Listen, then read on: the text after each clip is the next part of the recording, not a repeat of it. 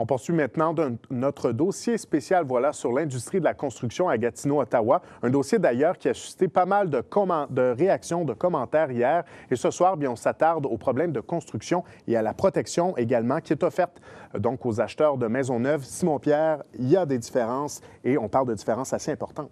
Lorsque vous achetez une maison neuve, ça peut arriver qu'il y ait un vice de construction. Il y a des garanties qui sont offertes à Ottawa et à Gatineau, mais selon les statistiques, Mathieu, ça arrive moins souvent en Ontario, ce type de vice de construction-là, parce que cette province-là s'est dotée d'une réglementation qui protège un peu plus le client.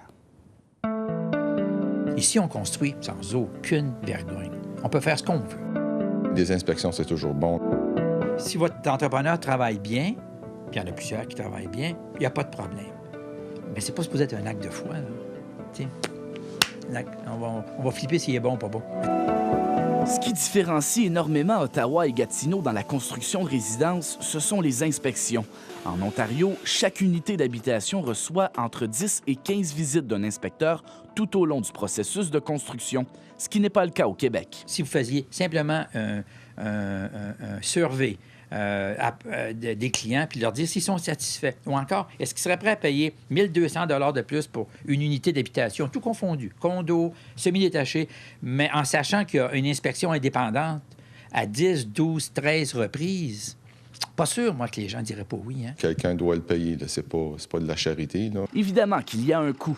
Même s'il y a plus de bureaucratie au Québec, selon des données compilées par RS Data, 1 million de dollars en construction à Gatineau équivaut à 1 060 000 à Ottawa, en raison des terrains et des permis plus dispendieux. Ottawa, bien oui, c'est moins réglementé. Par contre, il y a plus d'entrepreneurs qui s'improvisent entrepreneurs, tandis qu'à Gatineau, le jour où tu deviens entrepreneur, bien, il faut que tu y penses parce que tu as quand même un processus avant d'obtenir ta licence et tes certificats de compétences. En Ontario, c'est le marché qui décide qu'est-ce qui est bon, qu'est-ce qui n'est pas bon.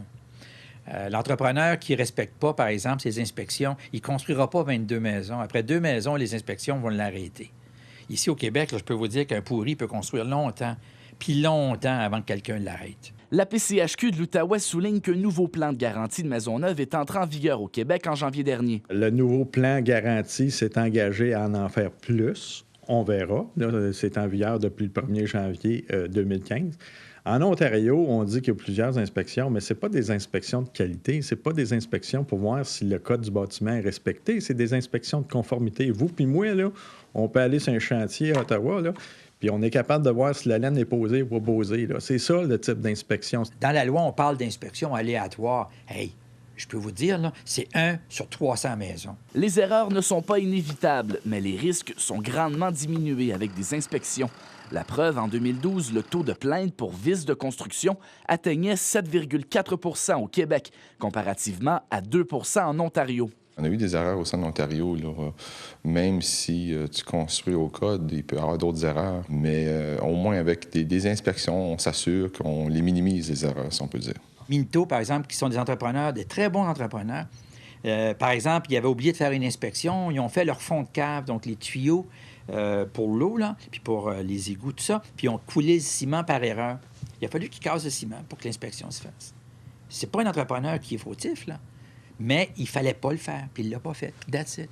Je mets au défi, moi, de trouver un fonctionnaire dans la ville de Hull qui irait dire à un entrepreneur « Eh, palais, pardon, ils vont même pas. » Selon l'avocat Richard Leblanc, la ville de Gatineau devrait emboîter le pas et obliger l'inspection durant la construction. Eux sont intéressés à aller chercher leur loyer là, pour la merde puis l'eau qui sort de la maison. That's it, that's all.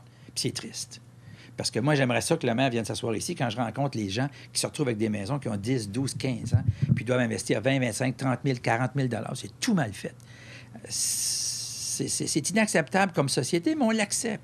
Hein, je dis souvent qu'au Québec, on est plus protégé à acheter un aspirateur à 400 $ qu'une maison à 240 000 $. Puis c'est vrai, parce qu'effectivement, parce que c'est fait par des syndiqués, c'est supposé être parfait. On va arrêter ça, là. Les lois québécoises strictes rendent aussi la vie plus difficile aux propriétaires de condominiums. Les rénovations doivent être effectuées au tarif de la CCQ par des travailleurs syndiqués. Quand c'est le temps de faire des travaux, il faut aller faire ça au gros prix de la CCQ, avec des gens. Parce que souvent, il faut travailler le dimanche parce que les gens sont là ou encore le soir.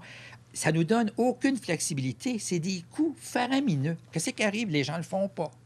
Ou encore, ils s'organisent pour le faire au noir, en dessous de la table, puis c'est tout croche.